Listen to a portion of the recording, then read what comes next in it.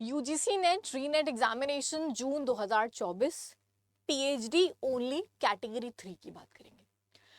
UGC net ने इस बार हमें ये बोला कि इस बार हमारे जो रिजल्ट्स हैं वो 3 कैटेगरीज में डिवाइड होंगे। कैटेगरी 1 जो स्टूडेंट्स उतने मार्क्स या उतने थ्रेशोल्ड को क्रॉस करते हैं वो जेआरएफ के लिए क्वालिफाई करेंगे। कैटेगरी 2 जहाँ पे हमने कहा जो जेआरएफ क्वालिफाई नहीं कर पाए लेकिन एक पर्टिकुलर कट ऑफ को क्लियर कर रहे हैं वो असिस्टेंट प्रोफेसर या नेट के लिए क्वालिफाई करेंगे। कैटेगरी 3 हमने कहा कि जो स्टूडेंट्स नेट भी क्वालिफाई नहीं किए, जो स्टूडेंट्स जेआरएफ भी क्वालिफाई नहीं किए हैं, नेट भी क्वालिफाई नहीं किए हैं, वो स्टूडेंट्स ओनली पीएचडी का अगर कट ऑफ क्लियर करते हैं तो इसके लिए क्वालिफाइड माने जाएंगे। इस बार जब रिजल्ट आया तो हमने देखा अप्रोक्सीमेटली जो हमारे अपीयर्ड कैंडिडेट्स थे,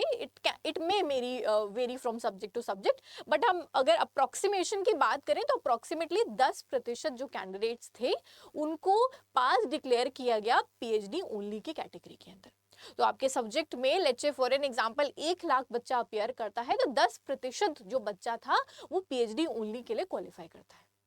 अब बात आती है कि पीएचडी ओनली कैटेगरी का मतलब ये हुआ कि हम जब जाएंगे किसी भी यूनिवर्सिटी के अंदर अप्लाई करने के लिए तो हम इन मार्क्स के आधार के ऊपर अप्लाई कर पाएंगे।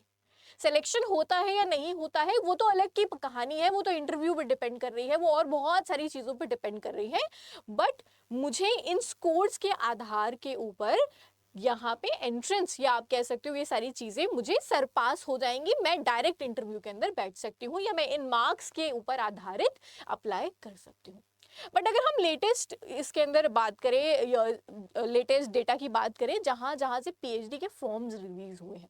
चाहे लखनऊ यूनिवर्सिटी के फॉर्म्स की बात करूं मैं, चाहे मैं जामिया के फॉर्म्स की बात करूं, यहाँ पे जो फॉर्म्स रिलीज किए गए हैं आफ्टर यूजीसी नेट के एग्जामिनेशन, बट इन फॉर्म्स के अंदर क्लियरली मेंशन करके रखा हुआ है कि ये अपना रिसर्च का एंट्रेंस एग्जामिनेशन लेने वाले। लखनऊ यूनिवर्सिटी की मैं बात करूं तो ऑलमोस्ट सारे ही बच्चों को एंट्रेंस का एग्जामिनेशन देना है। अगर मैं हैदराबाद यूनिवर्सिटी की बात करूं तो हैदराबाद यूनिवर्सिटी में इन्होंने कहा है कि जिन स्टूडेंट्स ने जून 2024 का एग्जामिनेशन क्लियर करके रखा है वो डायरेक्टली इंटरव्यूज के लिए एलिजिबल होते हैं। तो चाहे आपने जेआरएफ क्वालिफाई करके रखा हो, नेट क्वालिफाई करके रखा हो या ओनली पीएचडी का स्कोर क्वालिफाई करके रखा हो, आप क्वालिफाई हो जाएंगे, आप डायरेक्टली इंटरव्यू के अंदर जाएंगे। बात यहाँ पे नोट करने वाली ये है कि जब भी हम इंटरव्यूज के लिए जा रहे हैं और हम वहां पे compete कर रहे हैं जेआरएफ कैंडिडेट्स के लिए, जेआरएफ कैंडिडेट्स के साथ में या नेट क्वालिफाइड कैंडिडेट्स के साथ में, सो वहां पे कहीं ना कहीं एक पर्सपेक्टिव जो यूनिवर्सिटीज के एंड से रहता है वो ये रहता है कि वो जेआरएफ कैंडिडेट्स को प्रेफर करते हैं ड्यू टू स्कॉलरशिप रीजंस। उनको ब्राइट माइंड्स या आप कह सकते हो कि उनको ये लगता है कि ये जेआरएफ कैंडिडेट्स हैं तो वो डेफिनेटली प्रेफर किए जाते हैं। बहुत सारे आईआईटीज आईएम्स ऐसे हैं जो फॉर्म के अंदर भी ये चीज क्लियरली मेंशन कर देते हैं कि सिर्फ और सिर्फ जेआरएफ कैंडिडेट्स ही यहाँ पे अप्लाई करें। तो जब हमने ये यूजीसी नेट को पीएचडी के यूनिवर्सिटी से लिंक करने की बात करी थी तो कोई क्लैरिटी यूजीसी के द्वारा नहीं थी। पहली चीज तो यूनिवर्सिटीज इसके अंदर लिंक ही नहीं है, यानी यूनिवर्सिटी अपना जो अलग क्राइटेरिया फॉलो कर रही है वो एक अलग क्राइटेरिया फॉलो कर रही है। 2024 के अंदर जब हमने अब्रप्ट इस एग्जामिनेशन को ऑफलाइन कहा, फिर हमने अब्रप्ट इस एग्जामिनेशन को ऑनलाइन कर दिया, अब्रप्टली हमने कहा कि 4 इयर्स ग्रेजुएशन वाले भी एलिजिबल हो जाते हैं, अब्रप्टली हम लेकर के आ गए कि अब यहाँ पे पीएचडी के लिए भी वैलिडिटी मिल जाएगी इन स्कोर से। अब इन स्कोर्स को पीएचडी ओनली वाले जो स्कोर्स हैं इनको हमने कहा है कि इनको 1 साल तक की वैलिडिटी है, यानी आपको 1 साल के अंदर अंदर एनरोलमेंट लेना है।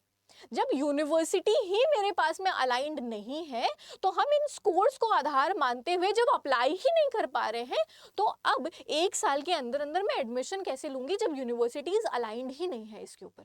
तो या तो हमें वैलिडिटी इंक्रीज करके देनी चाहिए थी कि एटलीस्ट 2 साल की वैलिडिटी देते, क्योंकि ये यूनिवर्सिटीज का अपना एक सेट पैटर्न है, वो उस पैटर्न के ऊपर आते कि वो यूजीसी नेट के स्कोर्स की मदद से डायरेक्टली इंटरव्यू के लिए कॉल कर रहे होते और इन स्कोर्स का वेटेज लेते हुए 70% वेटेज लेते हुए, इंटरव्यू का 30% वेटेज लेते हुए फिर वो मार्क्स डिस्क्लोज कर रहे होते जैसे हैदराबाद यूनिवर्सिटी ने किया।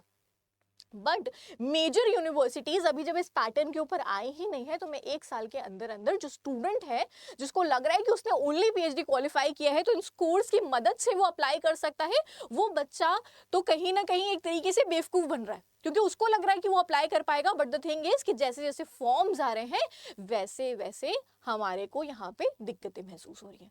दूसरी जो सबसे बड़ी प्रॉब्लम हमें फेस होती है पीएचडी के अंदर, वो ये होती है कि हमें अलग अलग यूनिवर्सिटीज़ हैं, कहीं पे 4 सीटें हैं, कहीं पे 5 सीटें हैं, और मुझे हर एक यूनिवर्सिटी का फॉर्म अलग भरना पड़ रहा है। तो अगर ये पीएचडी ओनली की कैटेगरी आई थी तो एटलीस्ट जो सेंट्रल यूनिवर्सिटीज थी उनको लिंक करना चाहिए था कि सेंट्रल यूनिवर्सिटीज में मैं इन स्कोर्स की मदद से अप्लाई कर पा रही हूँ और मुझे बार बार वो फीस नहीं पे करनी पड़ रही है। खासकर अगर हम जनरल कैटेगरी के स्टूडेंट की बात करें तो हम 1000, 1500, 2-2 हज़ार रुपए तक के फॉर्म की फीस जो है वो भरने की कोशिश कर रहे हैं। तो एक स्टूडेंट लेवल का बच्चा, एक स्टूडेंट जो है वो दबता चला जा रहा है कि पहली चीज तो हमारी यूनिवर्सिटीज अलाइंड नहीं है, वो अपने आरईटी एग्जामिनेशंस कंडक्ट कर रही है। दूसरी चीज, अगर जो यूनिवर्सिटी अलाइंड भी है तो मुझे एक अलग से फॉर्म जो है वो फिलअप करना पड़ा है और उसकी एक अलग से फीस मुझे फिलअप करनी पड़ रही है। That should have been eradicated, या उसको खत्म कर देना चाहिए था। तो पीएचडी ओनली जो स्टूडेंट्स पास हुए हैं, या मान लो पीएचडी ओनली आपने नहीं भी क्वालिफाई किया है, आप सारे सेम पैटर्न के ऊपर आ रहे हैं। क्योंकि अगर मैं लखनऊ यूनिवर्सिटी की बात करूं तो आपने क्वालिफाई किया है या आपने नहीं क्वालिफाई किया है, मान लो पीएचडी ओनली किया है या नहीं क्वालिफाई किया है, आप स्टिल अप्लाई कर पा रहे हो। क्योंकि पीएचडी में अप्लाई करने के लिए मेजर यूनिवर्सिटीज जो है वो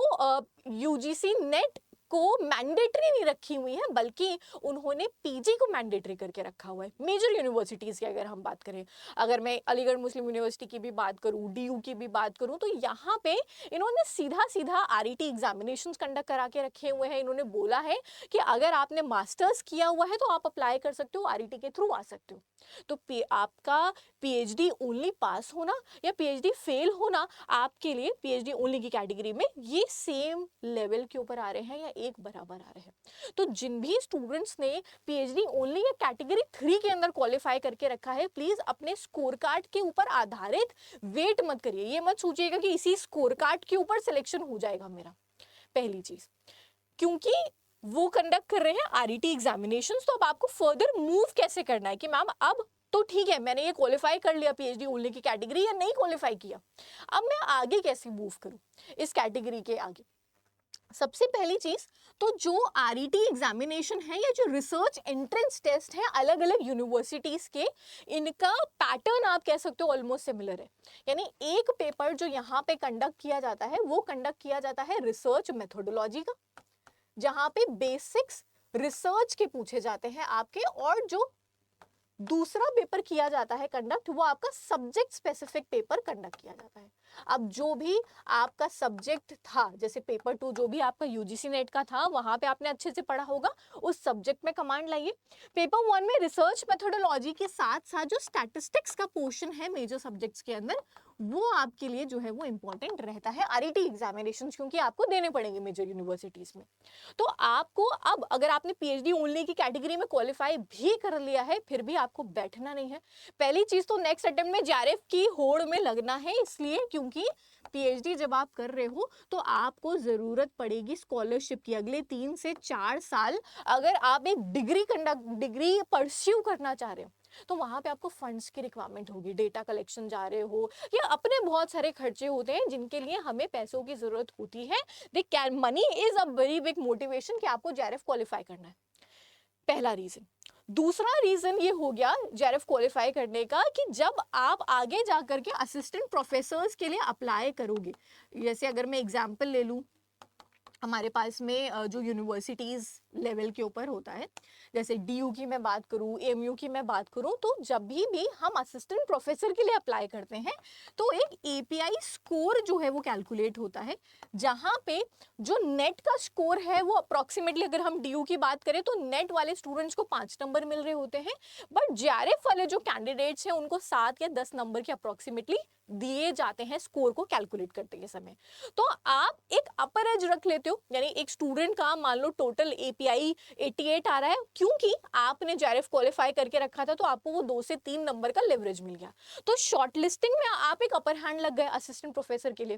तो जो भी स्टूडेंट्स ने इस बार नेट या मान लो ओनली PhD क्वालिफाई करके रखा हुआ है, तो सबसे पहली चीज तो आपको क्या करनी है, एनरोलमेंट के लिए RET की प्रिपरेशन अपनी चालू कर दो, जहां पे 2 पेपर्स कंडक्ट किए जा रहे हैं। इंटरव्यूज भी मान लो जैसे हैदराबाद यूनिवर्सिटी ने डायरेक्टली इंटरव्यूज के लिए कॉल किया हुआ है।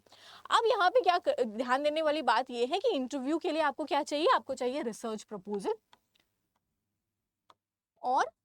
मेजर यूनिवर्सिटीज इंटरव्यू के समय रिसर्च प्रपोजल ले रही हैं, साथ ही साथ में प्रेजेंटेशंस ले रही हैं उस रिसर्च प्रपोजल के ऊपर। जैसे आपने 5 स्लाइड्स में प्रेजेंटेशन जो है वो दे दी, फिर उसके ऊपर क्वेश्चन आंसर हो गया। रिसर्च प्रपोजल में वो सारी जो स्टेप्स है ना जो RM के अंदर हमने पढ़ रखी हैं कि रिसर्च का ऑब्जेक्टिव क्या है, मेथोडोलॉजी क्या है, हाइपोथेसिस क्या है, ये सारी चीजें जो है वो आपको क्लियर कट वहां पे मेंशन करनी पड़ेगी रिसर्च प्रपोजल के अंदर।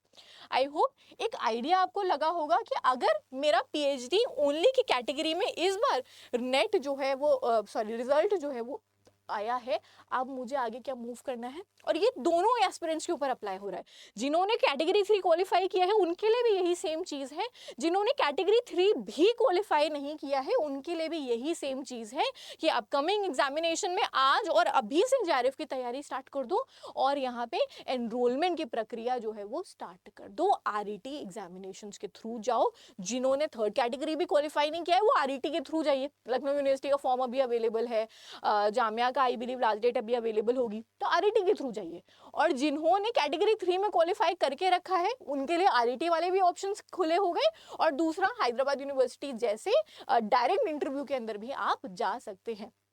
सिलेक्शन हो या ना हो वो अलग की बात हो गई, एटलीस्ट आपको इंटरव्यू का आइडिया लगेगा, आपको पैनल का आइडिया लगेगा, आपको ये पता चलेगा कि किस प्रकार के क्वेश्चंस PhD इंटरव्यू के अंदर पूछे जाते हैं, कैसे आप अब अगर ये नहीं भी क्वालिफाई होता है या नहीं भी क्लियर होता है पहला आपका कोई एंट्रेंस एग्जामिनेशन, तो आप दूसरी बार के लिए प्रिपेयर्ड हो जाएंगे कि जब तक JRF होगा तब तक आप दूसरे उसके लिए प्रिपेयर्ड हो जाएंगे। तो होपफुली एक आइडिया लगा होगा उन एस्पिरेंट्स को जिन्होंने कैटेगरी 3 क्वालिफाई किया है या मान लो नहीं क्वालिफाई किया है, कि अब आगे कैसे फर्दर आपको मूव करना है। आई होप ये सेशन आपके लिए फ्रूटफुल रहा हो।